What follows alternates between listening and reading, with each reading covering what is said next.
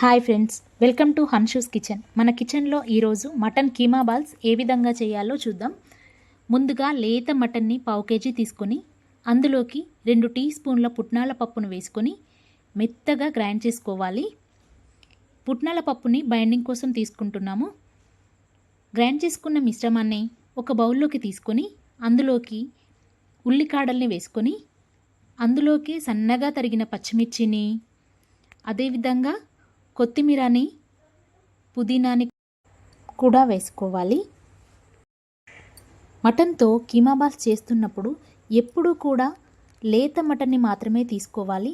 లేత మటన్ అయితే మంచిగా కుక్ అవుతుంది, టేస్ట్ కూడా బాగుంటుంది. అందుకోసం మనం కీమా బాల్స్కి ఎప్పుడూ కూడా లేత మటన్ని మాత్రమే తీసుకోవాలి.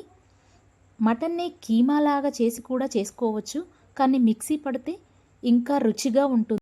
ఇదే మిశ్రమంలోకి సరిపడ ఉప్పు, కారం, ధనియా పౌడర్, పసుపు, గరం మసాలా వేసుకొని బాగా కలపాలి. ఈ మిశ్రమాన్ని కలిపేటప్పుడు సాజీరా తప్పకుండా వేయాలి. సాజీరా మటన్ కీమా బాల్స్లో మంచి ఫ్లేవర్ని యాడ్ చేస్తుంది.